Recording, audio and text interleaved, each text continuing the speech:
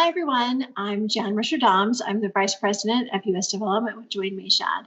We are an ecosystem of brands for women by women, connecting women to each other and to the companies, causes, and organizations that champion equity for women professionally and personally. Today, you're here with us watching our Women in Money show, brought to you each and every Thursday. Please make sure to subscribe to our YouTube channel and check us out at joinmayshad.com, where you too can become a member of how we together revolutionize how professional women connect, engage, and do business together. Today's theme is all about choice. And there's no other woman I'd rather share the stage with today than our very special guest star, Ariane de oh, shoot. That's okay. It's okay. Keep going. I love it. Just try it. I'm just going to do that one part over. There's no other woman I'd rather share the stage with today than our very, very special guest star, Ariane de We're going to have to keep this on. It makes it fun. All right, third time's a charm. There is no, especially after this, there's no other woman who I'd rather share the stage with than our very, very, very special guest star, Ariane de Bonvoisin. Hi, Ariane. Welcome. Hi, Jan. Thanks. You did great with the name. Thank you. Oh my gosh. So Ariane, catch us up. We did a workshop with you about a couple months ago now, and so much has happened in our world and so much change, professionally and personally for all of us. And, you know, it's interesting, after the workshop, so many of the women who participated really enjoyed being in your presence and in your glory, and just understanding, you know, how you perceive change and the principles around which you created the work that you've created, as an executive coach, as a keynote speaker, as an advisor, as an entrepreneur. And of course, you're the rock star author of The First 30 Days, which for many of us was a cult classic. Thank you. So of course, we have so much to talk about, but catch us up. What's new and exciting for you over the last couple of months? Well, we decided as a family to come be in Switzerland for a bit. So that's why I'm back in my sauna, or at least the appearance of my sauna. It has been snowing here, so the winter has come. Wow. I know, crazy. The winter has come early. Switzerland has been magical for creativity and being outside and in nature. And, you know, I've got lots of ideas that are flowing through that, you know, we're a little stuck in New York City. So sometimes, like, a change of environment, it just helps with listening to yourself and going inwards before you actually give birth and put things out in the world. So yeah, that's probably been the biggest change, is like complete change of environment, culture. And, you know, I've been noticing and helping a lot of people through coaching, through, you know, issues, life transition points, which I'm sure we're going to be speaking about. And just, it's such an honor to accompany people through this time and through, you know, this time of both external crisis and internal crisis. So yeah, that's it. But I'm happy that I'm back. So here's a jumping off question for you. You know, since you wrote The First 30 Days, which was what, 2000-ish? 2008. 2008. So, okay, so we're what, 12 plus-ish years into it now.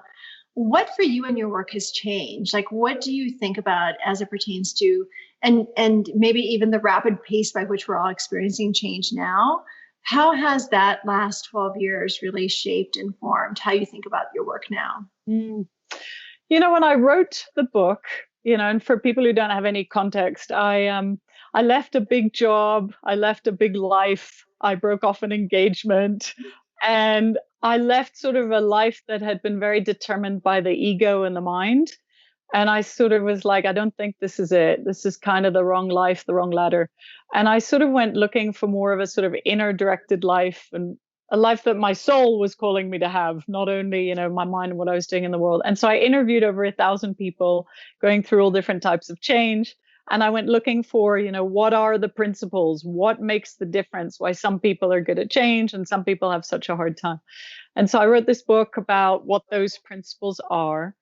And you know what I would say? It's a great question, Jan. You know, I've never been asked that before. I would say, you know, in my own personal journey, which I'll speak about first, since then I met my beloved, I had a child, I sort of switched to putting a book out in the world and having a startup and raising $5 million for my company to feeling a lot more integrated. Before I was very much on a path of personal growth and personal development and spirituality, but it was very separate from my work in the world and making money and, climbing that ladder. And I really didn't see a way to integrate it. It really was just two worlds. And I think the biggest change has been, the integration of three different things for me: the professional world and the spiritual world, which really can be integrated. I mean, this is like, this was like amazing that I ever saw that it was possible. And I went looking for people who were walking in both worlds. I think the other thing that I really integrated since then was the balance between the masculine qualities, the higher masculine qualities, and the higher feminine qualities. And, New York and starting a business and raising money and, just doing all that stuff, it brings out more of the masculine. But I felt, especially for the relationship of the heart and meeting your beloved and having children, which I did, I sort of needed to integrate those two more. And in 2008, I was definitely more in the, more directed, more quote unquote masculine qualities. And then I think the third one that's changed for me is the integration between the professional and the parenting, which again, we see as separate and we see as divided and we see as you got to choose one or the other, or you do one first and then the other. And it's sort of, to me, we're only ever one person. I know we think we have all these roles, but we're kind of always bringing the same person to those roles. And so my inner journey, my spiritual journey, my understanding myself journey is probably been the biggest, influence on all three of those things. The way I work professionally, the way I work, with children or with my own child, and the way I just show up in the world. So those are probably the three ways that I would say I've changed the most. And, as you've heard me say before, when your inner world changes, your external world changes. So that has created a lot of external change, in terms of more workshops and more opportunities to help and serve. And, I'm going to be starting a podcast on parenting and, helping people manage all of those things together. I think it's one of those conversations we need to have a lot more of. So many questions I have for you from just what you said. Thank you so much. So two things that really come up for me right now in listening to you speak are, number one, the ways in which the pandemic has really shifted how women think about their own identity.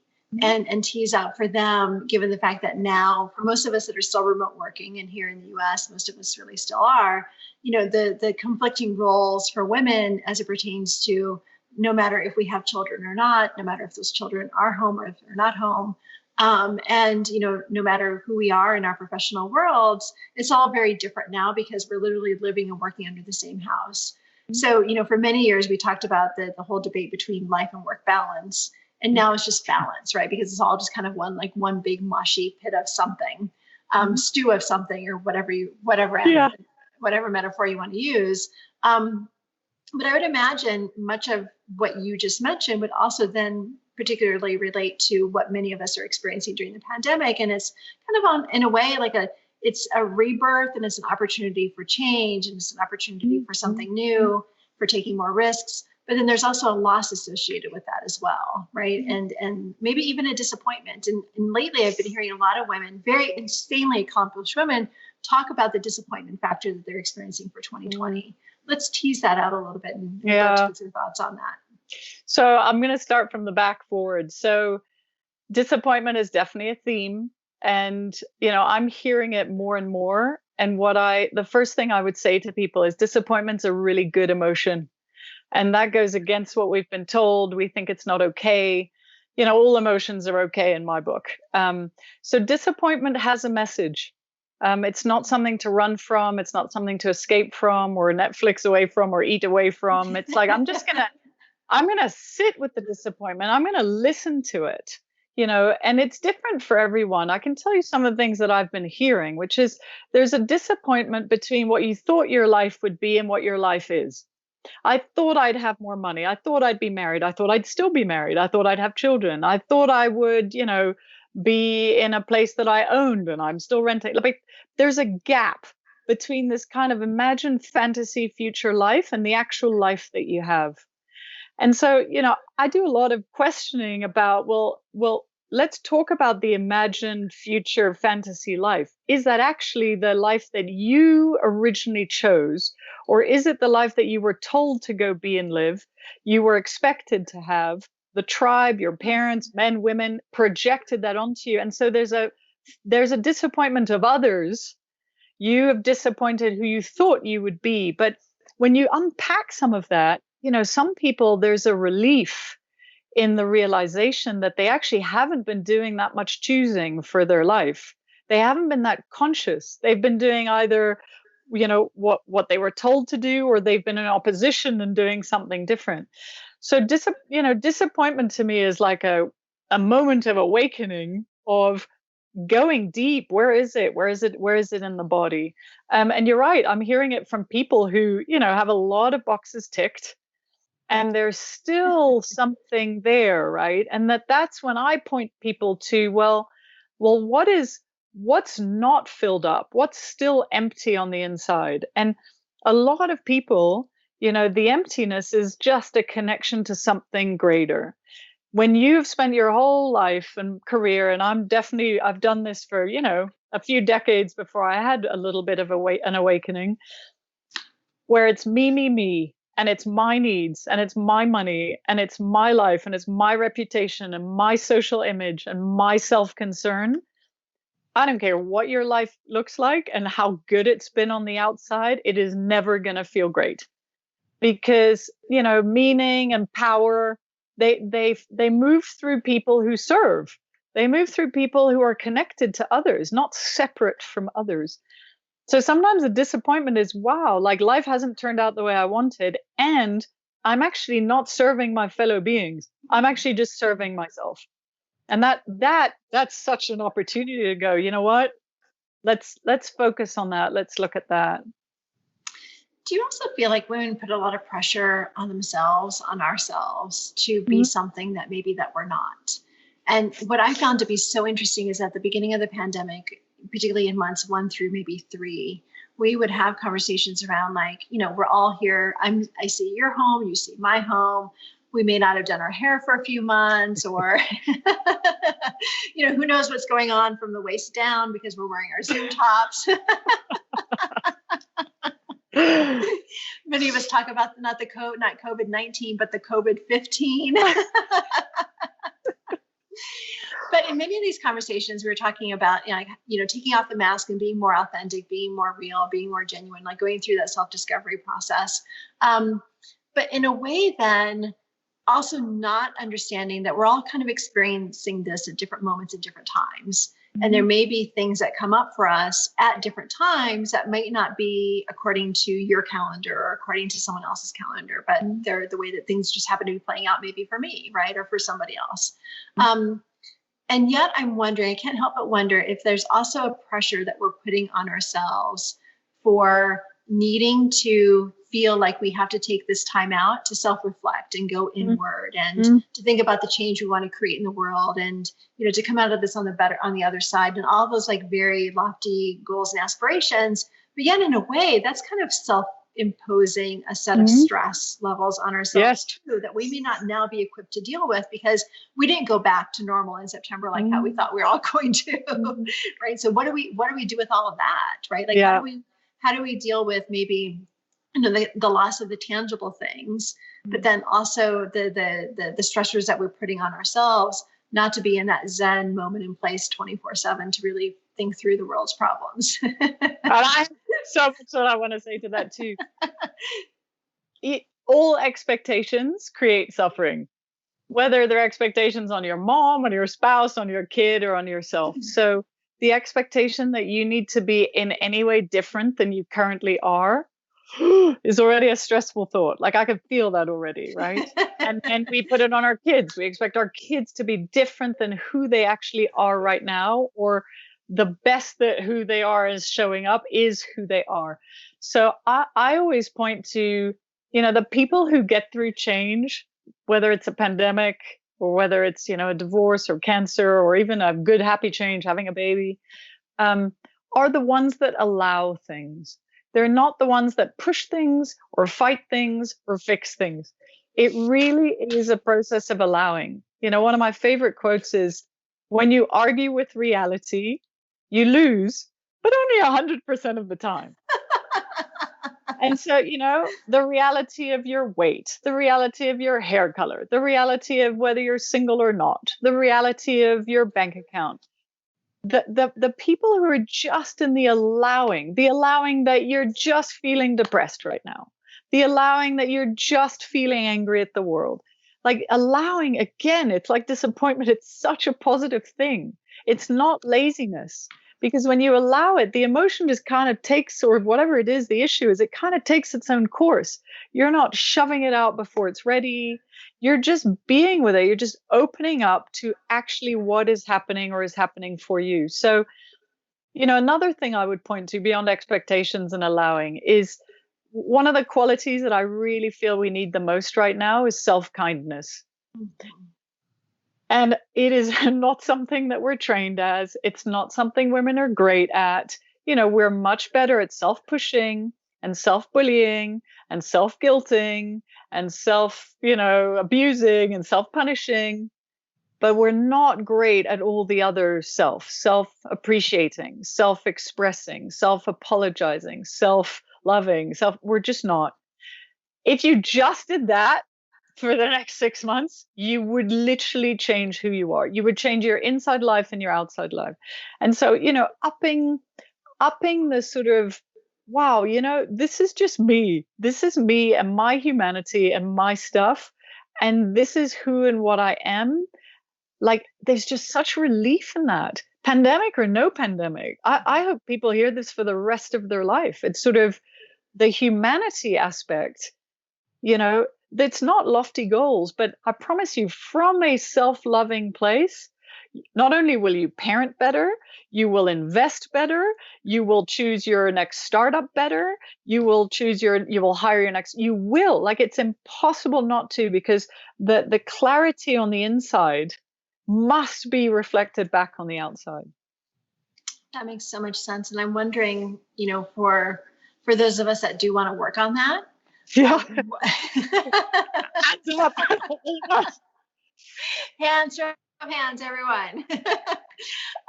So how do we get from the knowing of what you just said to the actual implementation of the action steps required to actually help us see some end results? Awareness is 50% of the solution. Mm-hmm. I say that with every coaching client. It's like, if you actually can pull it out of a blind spot, you can kind of see, wow, I'm pretty mean to myself from the minute I wake up in the morning. And you start seeing that and tracking that. And you really set the intention to kind of go, I'm going to not stop it and not change it, because, change is like a bad word. People are like, one more thing that's wrong with me. Yeah, Ariane, thank you. Like, I'm not going to transform it. But it's sort of like it's sort of what you would do with a child, and that's what's happening, and that's where. So you're sort of you're allowing it to be there, but you're like witnessing it as opposed to being trapped in it. You're like, and there I go again, being mean to myself, and there I go again, focusing on what I did wrong, and there I go again, wondering if I'm good enough. So it's like you're kind of pulling back, and it's like active meditation. You're kind of watching yourself doing, as opposed to getting stuck in and doing it. Mm-hmm. And the more you do that, the more you then have a choice, as opposed to a reaction. A reaction is, this is just me. It's my identity. I've always been that way. The pulling back is like, it's a behavior that I do. It's a learned habit. And because I can see it now, I don't always have to do it. That's the beginning of the journey. You don't need to track it. You don't need to journal about it. You need to, it's sort of self-friendship, and just kind of going, wow, it's amazing how many times I do that. Ariane, you're doing a lot of work around parenting right now and child rearing. And so much to talk about in 2020 in relationship to that. And you talk extensively around like how children are actually experiencing COVID right now too. Mm-hmm. And for those of us who either have children, whatever age, or have children in their lives, what advice can you give to us in the sense of helping us to understand what they're going through and then helping them to understand what they're going through for themselves? So your children are going through their own stuff, but they really are also tuned into what you're going through. And that's not easy to hear. So, if mom is okay, the child's okay. If dad's okay, the child's okay. And so the work for parents is really to sort of go, wow, what's going on in me, in my essence, in my presence, not my words, right? You still might be very good with the words and the actions, but your children are glued into more your energy. Your energetic communication is much more important than your verbal communication. And so cleaning up the energy of, the world is unsafe. I hate my job, or, this is the worst thing ever. Even though they don't hear that ever, you are a mirror to them. You are a reflection. So that's the first thing I would invite parents. And yes, we're all doing our best. And yes, we are a reflection for our kids at all time. The other thing I would say is, when I was homeschooling my son, I realized how not very good I was at it. I'm not even going to use the word bad, but not very good at it because I had an agenda, because I was impatient, because I had my work to get to, because it just was a whole different role in some ways. And, it took me a while to realize that his emotional well-being was much more important than his academic performance for a few weeks, a few months, even a year. And, that's a bit controversial. If we gave him the homework late, it was okay.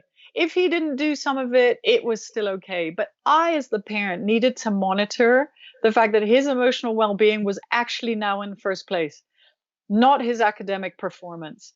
And that's a personal choice. But when I made it that way, of course, you know exactly what happens.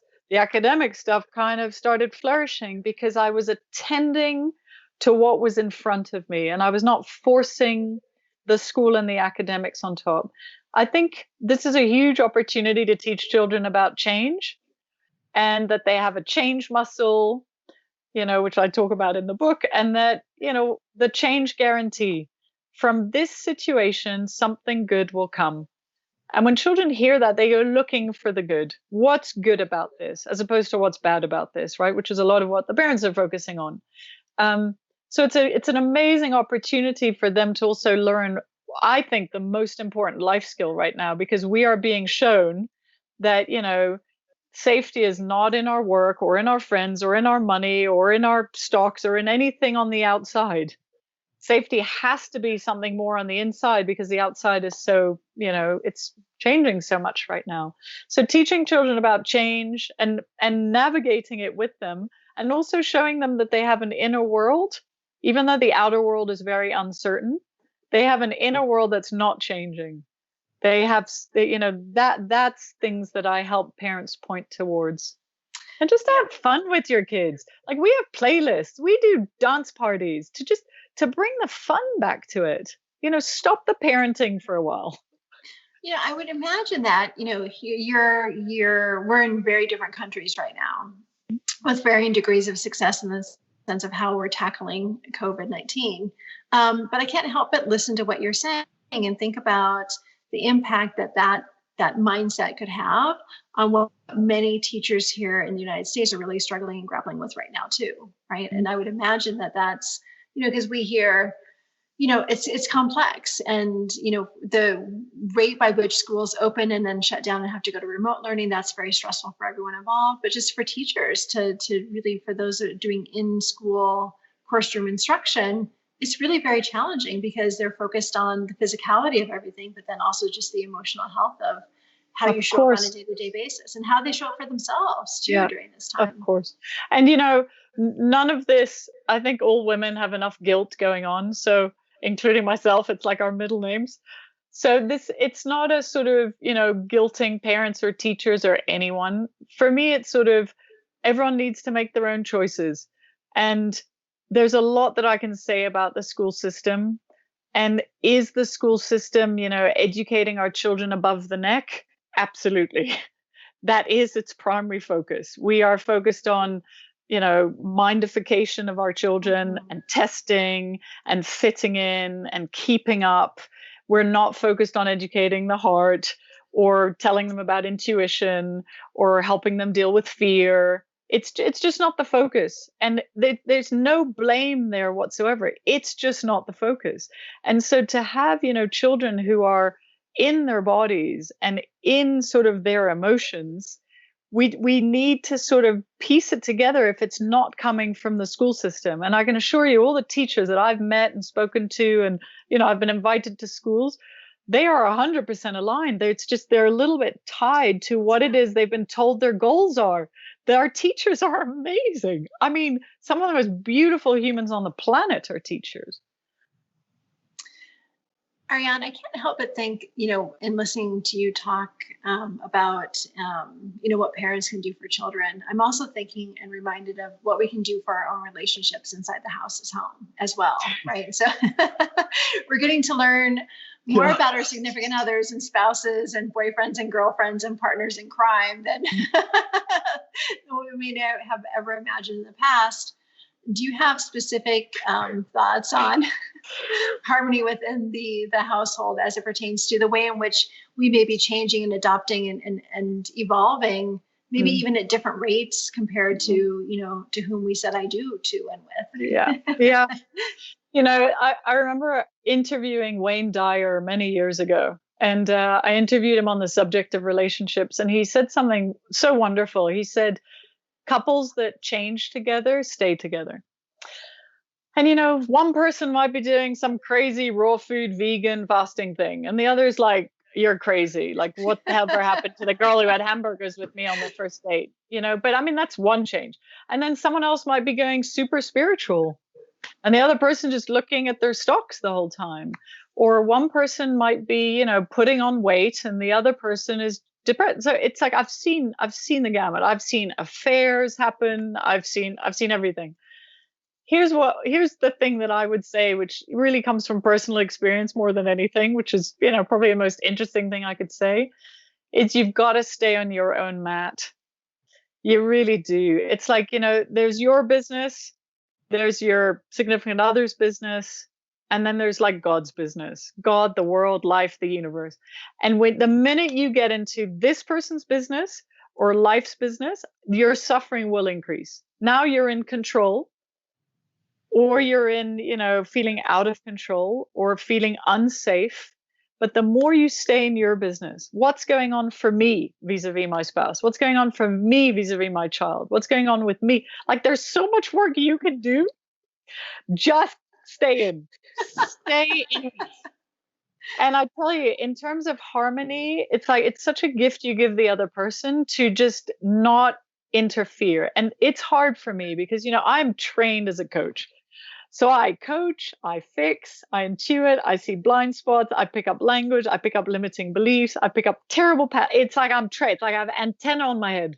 And I kind of need to rip them off when I show up with my loved ones, because what people need most right now is to be listened to, whatever it is. The same thing 3 times in a row, you say, tell me more, love, I'm listening. No fixing, no coaching, no changing. They need to feel validated. You find one thing that they're doing right. Most people think they're not doing anything right. They're beating themselves up enough, and then they hear it from you. It's like what they are feeling about themselves flies out of your mouth. I mean, they just can't deal with both. So of course they're going to attack you back. And everyone wants to feel, like they are loved and safe.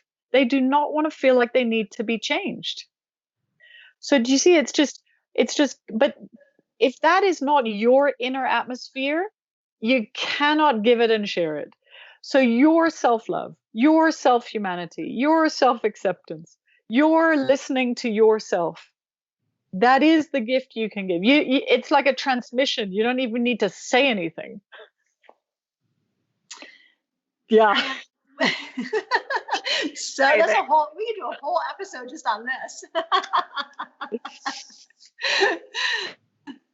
I want to talk a bit about just change and types of change. And one of the things that was very awe-inspiring for me to hear you talk about was, for those of us out there with, in our ecosystem that may feel like we excel at change management. But you so beautifully articulate two different sides of the spectrum where those of us who excel at change when it's thrown at us. So we're thrown into some sort of crisis moment and we create something beautiful from that, but we're reacting to it. Yep. And then those of us who go out there and proactively identify opportunities for change. And those are two very different mindsets and skill sets. Let's talk about both of those. And particularly as we move forward into the end of 2020 and we move into 2021 and whatever lies there beyond, are both types of mastery important in the sense of how we navigate what comes next? Yes. And I will add, Jen, that there's a third type of change, which is internal changes. When people hear about change, they think external change. Mm-hmm. They think moving, they think divorce, they think, promotion, they think losing money, making money, they think external change. But I'm going to park that for a second just to talk about internal changes. So, when I was doing my research, I asked people, did you initiate this change or did life throw it at you? Did the job disappear or did you actively leave the job? Did you leave the relationship? Did you lose the weight or did you have some sort of wake up that you had to make a change in health or habit or an addiction? And it really was 50-50. That was interesting to me where, some people were incredibly good at dealing with what life was throwing at them, which is great, but they weren't very self-empowered to choose their life. They were not listening. So, what I always pointed to was life throwing it at you, or were you just not listening months and years before where you actually could have initiated the change before life threw it at you? So it's not a black and white, here's what's on the list for you, Jan, in terms of the changes coming your way. One of the things that I always saw with people who are good at change is they really were listening to themselves, intuition, gut, whatever you want to call it. So they already had an instinct. I call it my inner microphone. When I was at Time Warner, big job, running a $500 million fund, engaged to a guy from People Magazine, top 30 bachelors in New York. My inner microphone was going off very freaking loudly every morning. You're in the wrong job. You're sleeping with the wrong guy. You got to take control of your body, because I was a lot heavier than I am now. And I just wasn't listening. So it took me a couple of years to listen, but someone could have said, well, she lost her job at Time Warner, or the guy broke up with her, right? Or Ariane ended the relationship and Ariane chose a different career. The actual end result is the same, right? So I always point people to, are you listening? Are you listening? And if you're not, why not? And it's always fear, Jen. It's always fear. It's the fear of consequence. It's the fear of what my life will look like if I change my job, or if I change who I'm living with, or if I change this addiction that is my safety net. And so moving people through the fear of that, all change comes with some sort of fear, and you've identified it. It's the fear of loss. But the biggest fear is the fear of the unknown. Who am I without this? Who am I if I'm not my roles? Who am I if I go from being single to married or divorced? Like, who am I? And that's a fun journey to take with someone, because the discovery of who you are beyond your roles is a lifetime of work. Like, that's why you're here. And I think, during the pandemic, really asking yourself, what's worth doing with my life? Like, that's not a heavy question. Like, that's your soul like breathes. It's like, oh my God, finally she's asking. And you don't just hold it as an open question. You don't need to kind of sit down and force your mind. Your mind has no idea. Your mind's like, just stay in what you're doing. You're fine and comfortable and be safe, right? But the soul, like at some point, there's like this insurgency of the soul that kind of goes, I wonder if she's going to ask a bigger question, because the pandemic is forcing us to ask bigger questions, and then just to bring in, the that's the sort of initiating change versus like handling change. Some people are very much in victim, and some people are very much in blame.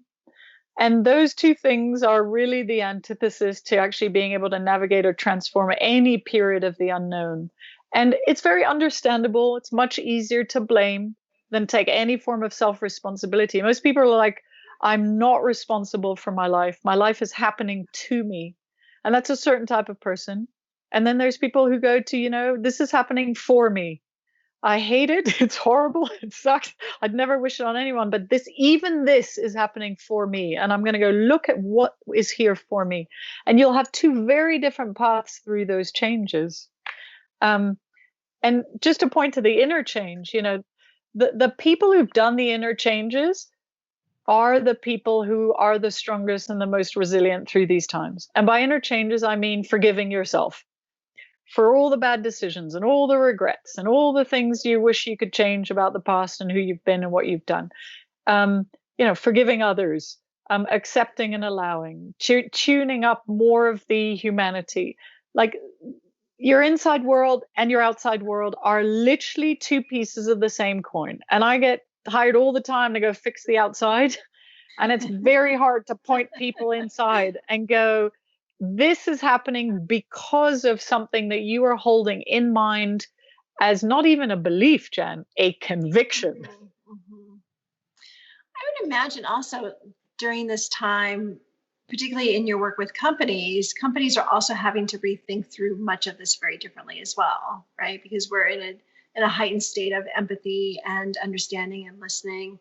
And I'm sure that there are companies that are much more highly evolved in how they tackle and manage and just empower and promote, versus other companies that are going back to what they're comfortable with in the sense of announcing the implementation of a few different things, checking things off of a box and pretending everything's okay. Yes. Right. But so much of what you're talking about is can take, particularly if we're talking about moving beyond kind of the victim and the blame, self-taught socialization processes. That's decades of unpacking stuff, right? And so how do you balance that as a professional for yourself when you're hired by companies to do the external work, but then to your point, what really brings the most successful results is actually when one starts working on the inside. Yes. And how do you balance that for yourself as a professional, knowing that that may not be what a company has intended to bring you in for, but yet that's the work that you do? I think at some deep level, they know what it is they most want, but they fear it. What I would say is this: one of the paradigms, whether it's companies or even women or everyone needs to drop, is the either or paradigm. And we really need to move into an and paradigm. So I can work and be a parent. I can go to work and be a parent. I can be, in a masculine type environment and really stay in my femininity. I can, fully pursue a material life and be very spiritual in my intent. Those are very new, Jen. Like these have been stuck in our minds. I know that I was brought up with you have to choose, you have to be one, you can't, and this is not like you can have it all. It's about an integration of it as opposed to and so companies need to be shown that they can still be in the exchange of, these people are working and we are paying them, right? That's the general exchange of a company dynamic. Or you are doing something for us and we're doing something for you, as opposed to the exchange is still there. And, the humanity aspect of who this person is doing is actually seen and valued and heard. Mm-hmm. Now, some companies are definitely making that step. And in some ways, if you show your employees any form of care, their productivity goes up immensely. I've been hired as a executive coach on retainer by a few companies, and they've made me available to whoever wants, and the company's paying for it. And this is a small investment for a company. What the employees feel, they feel loved, loved. I mean, not a word you speak about in companies. They actually feel loved. Thank you so much for caring about me and knowing that, my father is in a, old people's home and is transitioning. I need some help. Like, how can you possibly expect as a company, someone who's dealing with that, or a miscarriage, or someone who's passed away, or someone who's going through, how can you possibly imagine they're going to be productive by ignoring that? If you handle it, if you allow it, if you help them through it, they will give you what they are already giving you and more, right? So it's an upping of the seeing the human behind the work. That is, you help people take care of their health and wellness, of course their productivity is going to increase. Like, it's literally an investment in productivity. It's not just an investment in the person. So I think a lot of companies right now, and it's a beautiful thing to see, it's like a lot of companies are realizing that without their workforce, happy or not happy, COVID or no COVID, that is where the focus needs to go, more so than in the profit, more so than in the product, right? It's kind of shifted that. And so I wouldn't be as direct as this necessarily with a company on my first meeting, but listening and hearing to what's really going on is the beginning of the journey, and giving people an opportunity to be heard and to be safe, which most people are not in their work environment. What creates safety? Is honesty safe? No, pretty much it's not for a lot of people. So they hold it back. I would imagine also, I love what you said around, feeling the love. So I think that's on so many different levels, that's really important right now too, particularly for those of us who aren't face to face on a daily basis with other human beings. I would imagine that it also spurs a sense of creativity. Mm-hmm. And you talk a lot about the correlation between creativity and economic growth and overall value to society. And yet I think it's 1.4 believe that they're actually living up to their creative potential. Yep. Let's talk about that. Why is that? Yeah, that's a great question. Creativity doesn't sit in the mind, and we live in a culture, in a world, in a society where the mindification of our lives is what's valued. Creativity sits in the body, it sits in the emotions, it sits in the heart, it sits in the soul, it sits in every other aspect than the mind, right? The mind is about survival. The mind is about keeping things the same. The mind is about keeping your life in control and safe. There's not much creativity that's possible because creativity involves something new, something unknown, a risk, something that you haven't yet identified. So right now, most of us are living in the mind. Most of us are living up here, and we're in control and safety, which is why 1 out of 4 people feel like they are being creative. So anything that gets you back into the body, anything, dancing, Zumba, Pilates, yoga, running, whatever it is, trampolining, it doesn't matter. But getting yourself back in the body is where some of the seat of that creativity is. I say this to parents all the time. Stop speaking to your children. Stop the verbal. Get them back in their body. Get them moving, get them jumping, get them dancing, get them singing. Like most parents, they speak way too much to their children. Like it should be 80% actions, 20% verbal. I personally was on the other side because I love speaking. So I thought speaking was going to help. And then I was like, maybe I should change my approach because this is clearly not working. So, we're not in our body. A lot of us are stuck in our apartment. We're not moving. We're not running. We're not doing anything. We just bought a little mini trampoline, the little mini rebounders. We jump on it. I jump before meetings. I get the left and the right brain flowing. It moves your lymph. It connects your left and your right hemisphere of the brain. I mean, it's one example, right? But what are you listening to, right? Music is creative. Are you listening to the news, or are you listening to like your favorite playlist? So it's creativity starts in the body. So whether it's tiny humans we're talking about or more grown-up humans, that would be one of the main things. And the other thing is, not to get too spiritual, but creativity is always knocking. It's always kind of going, hello, are you listening? And again, it goes back to the listening thing, which is if I really listen to my creative voice, I'd have to change A, B, C, D, E. And then someone might be disappointed, or someone might get hurt, or someone might think I'm crazy. And so we shut down the creative voice because it involves consequences. And so what I would always say is like, what is the price for you of not listening? What's the price of not being creative? Because you can be creative in your parenting style. I'm not saying everyone needs to leave their job. You can be creative in your hair. You can be creative in your, what you wear. You can be creative in your food. It's like finding where it wants to come out in a way that is just the start. That's it's just a faucet that needs to be turned on. But it really is, it's, and I'm seeing it more and more in my clients, it's sort of this shift from the ego and mind running the life to something else running the life. And you can call it what you want: heart, soul, spirit, connection, divine, source, energy, life, doesn't really matter. But there really is a kind of move towards, and life is flow, and it is creative, and it is change. The mind is not any of that. So who's running, who's driving the car, who's driving the life? And it's very hard to switch to the other because we don't think we have a safety net, and we haven't been told that we're going to be supported, and life is a friendly universe, and that good things are going to happen, and that people are going to show up and help. We really don't believe they're going to be there. And yet you ask people who have done the shift, and they will tell you, yep, it's hard, but I've been courageous, and I've had help, and I've had support, and I've had synchronicity, and I've had signs, and people have shown up, and I've learned so much more about myself, and I just feel so much happier and fulfilled.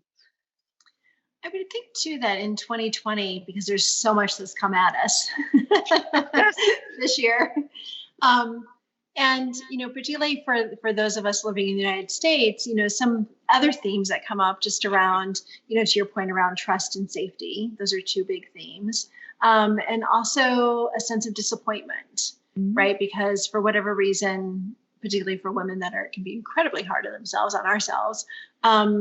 Many of us thought 2020, obviously we all did, was going to look and feel and be realized and experienced in a very different way. Yep. Right. And so when you think about the connection of how to tap into your creativity, even at a micro, seemingly immaterial perspective that ultimately then becomes very material, I would imagine then that that's also a way to tackle some of these other issues that come up in many of our conversations we have with women in our ecosystem, just in the sense of kind of the self-reflection of, okay, so what's happened between now and, the end of October, beginning of November, that is all now 2020 and all very all-encompassing at the individual level, but then also at the societal level, and the sense of what's happening in our world and in our country from a political and economic perspective as well. Yeah. So it's, staying above, I think, some of the language and the way in which the national dialogue is happening.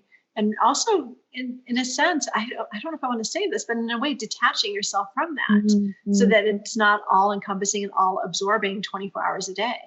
And that's hard to do, particularly right now. Particularly right now. The term that I use for this is sort of the consensus consciousness, which is the political environment. It is how the health environment that we have. It is the school environment. It's just the mass consensus, which is telling us what to think, how to eat, how to educate our kids, what's worth doing, money. It's just, and it's very hard to kind of influence and upgrade that when you're in it.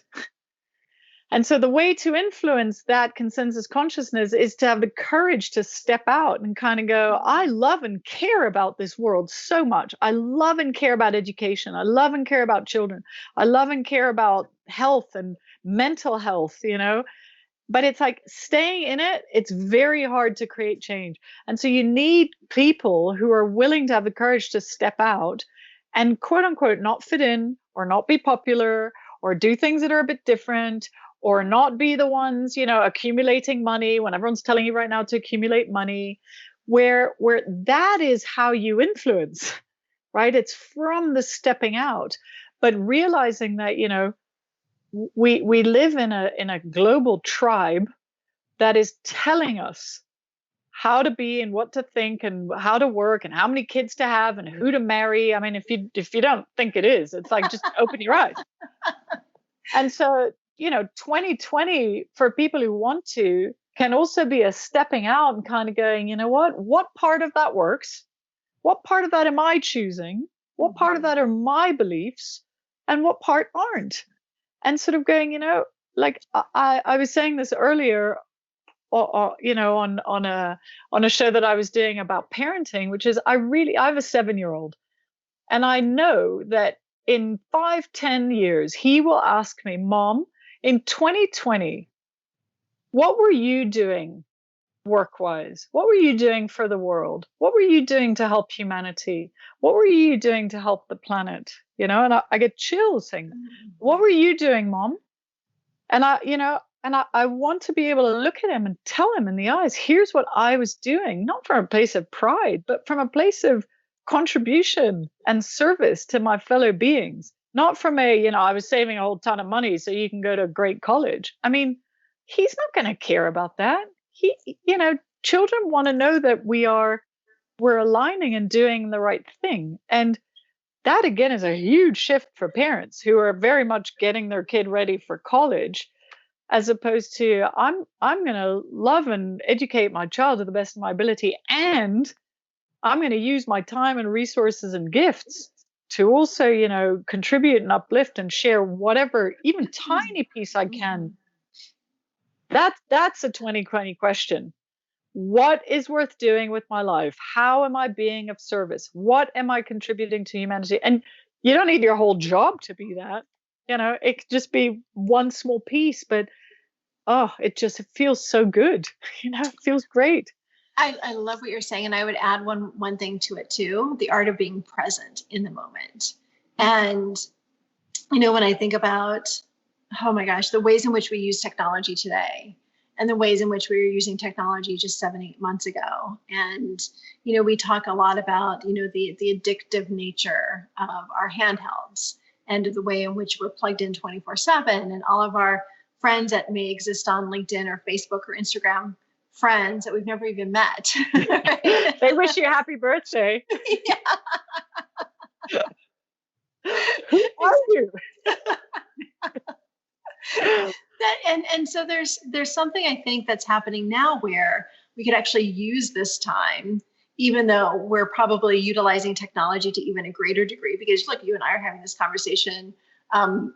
You have a lot of conversations online. We have a lot of conversations online. We're able to connect with people we haven't seen in a really long time, because thanks to Zoom and WebEx and whatever platform we're all on. So in some way, it elevates and escalates our utilization of technology. But yet on the flip side of that, it brings us closer to people we may be distanced from. But then on the third hand, it's also yet another distraction, or could become another distraction. So I think there's also something really important about this moment in time where there's a conscious need for us to all be present in different ways, and maybe not multitasking to the extent that we used to, or setting up different boundaries and different rules for ourselves around, to your conversation around being present and being there and being loving for, your team members, for your significant other or spouse, for your children, for those in your community, or no matter how you define family, but doing it in a way that when you're there, you're actually there and not kind of there. Do you know what I mean? I completely. And this is what I was pointing to in terms of your energetic communication is in first place, way beyond your verbal communication and your actions. And your kids will point it out to you, or your husband, he's not, you'll say, you're just not here. And he's like, what are you talking about? I'm holding your hand. And you're like, you're just not here. Right. And it's like, we've all said that, and we've all had it said to us. And it's like, we're radio broadcasting how we feel about ourselves and our life and what's going on in our heads all the time. And it's like, you've got to sort of check in on your radio broadcast, because whether you're going to raise money, whether you're going to pick up your kid from school, you are tuned into a frequency. And that's what we need to check in on. It's like, wow, what am I tuned into? Am I tuned into, everything is horrible FM, or crikey, I've had a horrible day, FM. And then you can put on a really nice smile to pick up your child or kiss your spouse hello, but your radio frequency is your tuning fork, and you literally are influencing people around you all the time. And so it's a check-in point, and it's a loving check-in point. It's not one more stick to beat yourself up with. All of this conversation, I say all the time, like, nothing is possible in the container of self-criticism and self-judgment. Everything is possible in the container of learning and growth. And I mean, just moving into another container for the rest of your life would be an amazing gift for 2020. I stopped the self-punishment. I stopped the self-blame. I stopped the self-bullying. And I just saw this entire life and learning experience as a journey of learning and growth and feeling good enough. Good enough. I mean, we were always told to be the best or the best we can be. Like, what about good enough? Like, there's nothing wrong with good enough, really. It's like, Ariane, I can't help but think about, the way in which women's networking has evolved over the last 10 years. And I'm, on so many different mailing lists. And so I see all of the different things that come through. And, one of my big critiques, and this is why I think, for what the work we do at Mayshad is really very different, because we approach it from exactly what you just said, in the sense of not just that we're good enough, but we're great. And what always frustrated me, and this is very gendered, that as women, we're really always expected to keep working on ourselves, which then there's an assumption from ground zero that there's something wrong with us, that we're not pretty enough, we're not lovable enough, we're not smart enough, we're not accomplished enough, we don't know how to manage our relationships at home, we don't know how to manage relationships at work, right? And so all these activities that are very well intended, but then also serve to crush our spirits even before we walk into the door. Right? Yes. And so we really want to be a part of those different conversations that, embody exactly the values and the principles that you just mentioned. Can I respond to that real quick? Absolutely, yes. So, all our men or women, all our wounds as grown-ups trace back to when we're children. And as children, we are constantly being reflected back that we need to change something, or something's wrong, or we've done something's wrong, or something needs to be different. And so we get the message very early on that you need to change in some particular way. Boys, girls, spelling, maths, whatever, sports, popularity. And that's crushing on a child's spirit. And unless the child feels, seen and loved for exactly who they are, they will grow up into a wounded adult who will spend their whole life trying to prove that they are good enough, that they are lovable, that they, have what it takes, that they're seen, that they're recognized. And I cannot tell you, so many of us, including myself, before I've done a lot of inner work too, I had all of those. I'm not good enough. I'm not lovable. I'm, not fill in the blank. Not seen, not recognized, not listened to. I don't fit in. I'm different. Like, we all have those. And then you try, instead of healing this, we put a big job and a sexy boyfriend and 1 or 2 children and a house here and a bit more stocks and a bit more reputation. And we just kind of pile things on top, hoping that this will never come out to bite us and never be felt again. And it's constantly felt. Moment by moment by moment, every achievement, it's still felt. And you know what? This needs to be healed. And when this is healed, everything that you put as part of your life becomes joyful and meaningful. It's not a repairing. It's not a hope I never feel that horrible feeling again and no one triggers it in me. So that inner work is really worth doing, because when you're free of that, Jen, go be great. But it's like the fuel and the intention is pure. It's not from a place of lack or not enoughness. It's from a place of like choice. And then anything you do on the outside actually really feels good. It feels full. It doesn't feel like the missing energy or the disappointment, or this still doesn't feel good, or I'm at the top of my career, I still feel whatever. I mean, we've all said it and heard it. Go right under here to the root. When this is gone, oh my God, like women just flourish. I see it all the time. It's a beautiful thing to see. That needs to be faced. Ariane, I want to shift gears for a quick second and talk about the business of coaching. And, many women in our network have either left their corporate jobs and have launched their own businesses, or are thinking about, going back to the corporate sector, making some sort of pivotal change right now, particularly as we play out 2020. So I want to talk to you about the business and the art of coaching, and how for you've managed to stay fresh and relevant and current and above the noise that sometimes can be perceived to be the coaching industry, because there are so many people in coaching, right? Like, how have you carved out a niche for yourself? Yeah. And what lessons can we take from that for women that are launching their own businesses or figuring out how to grow and scale, no matter what industry or vertical they may be in? Yeah, absolutely. So I definitely came from the path of, I never need a coach. I'm good enough. I did this, I did that. And when a friend of mine offered me a coach when I had gone through a breakup and left a big job, I was like, what? Me? Never. I mean, are you mad? You got the wrong girl.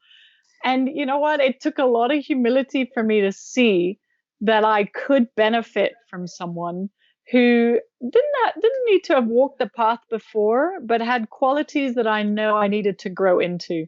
So I personally have had the same coach for 17 years.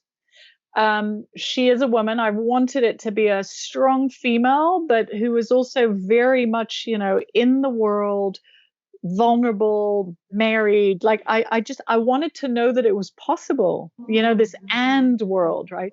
So it's very, very important for you to feel like the coach has not only done the work themselves. A lot of people have a coaching degree or a coaching license, but they haven't necessarily done the inner work. And if they haven't done the inner work, the coaching you will get will be through the filter and their model of the world and their lens.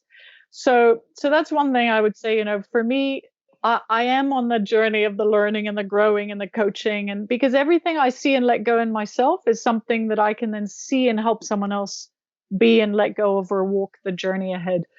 I think where I've stayed, I would say fresh and relevant is I really try and meet people wherever they are on the spectrum. And so, I've had a lot of the big jobs. I've raised money. I've been in venture capital. I've done the failure. I've done the startup. I've done the MBA. And then I've also done the very deep spiritual work and the emotional work and the parenting and the being single and the breaking up and the getting married.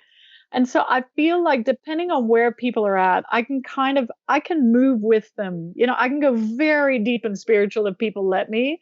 And I can go very much, we need to raise money and you need to cut costs and these 3 people need to be fired.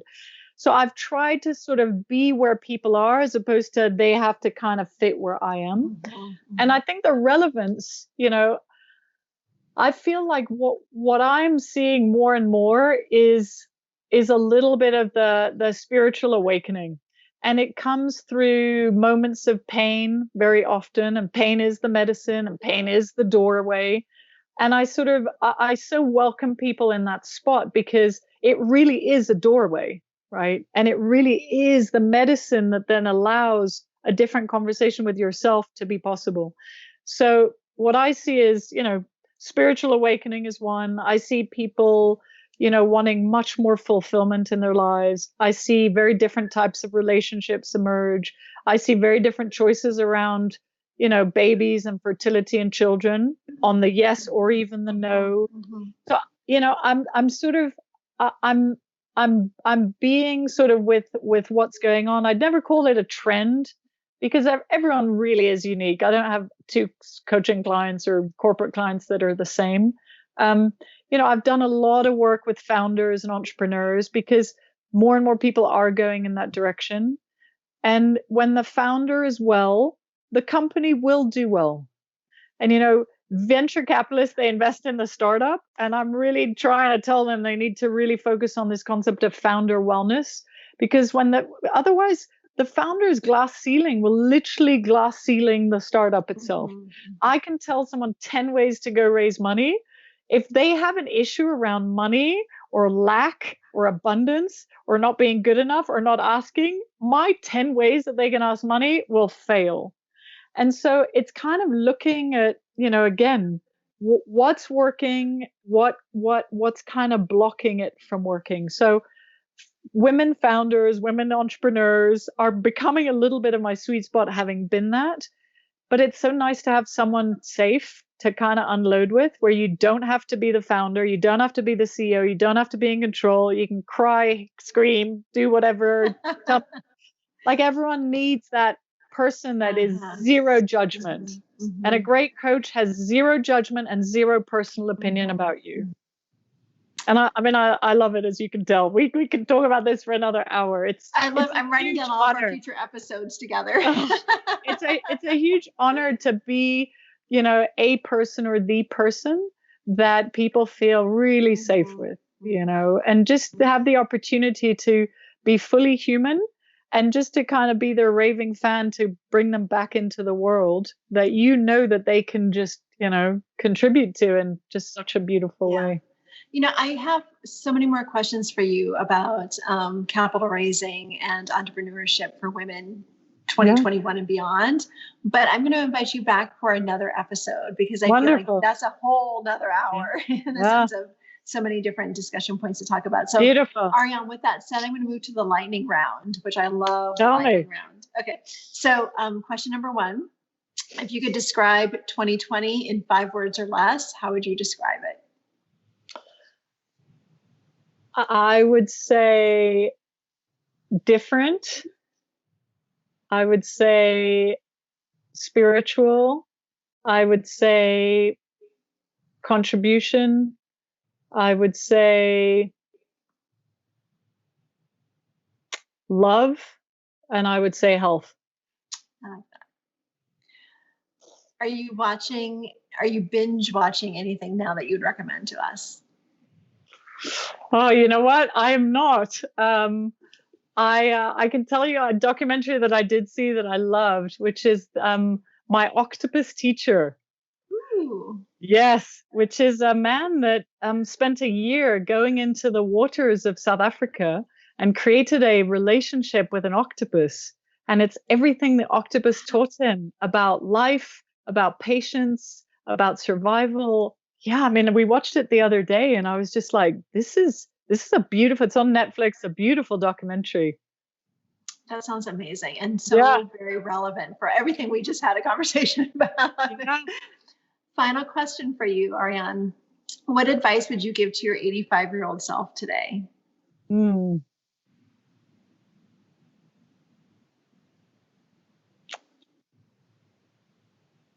I would say you're walking the right path. It took me a while to get there, Jen. I've been on, and there's no wrong or right, but that, for me, and I mean, this, but having my spiritual inner path in the first place and having that be my priority and having that be kind of the container, it just has influenced every other aspect of my life. And it wasn't always that. And I never thought that it could be that. And actually, I've really been shown differently. I've been shown like what comes from that, is a sense of fulfillment and peace and meaning and love and contribution, everything I always really wanted to do, but I was getting it in the wrong ways. Mm-hmm. Yeah. So I would just, I would definitely sort of say, you know what, maybe do a little bit more exercise and stretching and yoga, because I want to see that 85-year-old self with like a really healthy spine and flexible and skiing, especially if we're in Switzerland now. But just a sort of encouragement of, you're doing good. It's like, just keep walking the path, keep listening inwards. Ariane, thank you so much. How do our viewers stay in contact with you? So my website is probably the best place. It's my full name. And I also recently changed it because no one could spell my full name. So it's also Ariane Studio, ARIANE studio.com. And I've got everything about coaching there, my books. There's a great book series for young kids that I've just written. I'm going to be starting a podcast for parents, and just balancing all the roles that we have. Just events that I'm doing. So yeah, that's probably the best thing. I'm a little bit on social media, but it's not sort of my primary place that I show up, but I am there. I'm there. It's important to just be in the world, and be where people are. So I fully appreciate and respect that too. Ariana, thank you so much for this amazingly insightful and beautiful conversation. Thank you, Can't wait Jen. to see you again very, very, very soon. Thanks for the great questions. Yes, of course. Everyone, thank you for staying with us today. Jan Rashadams, the Vice President of U.S. Development.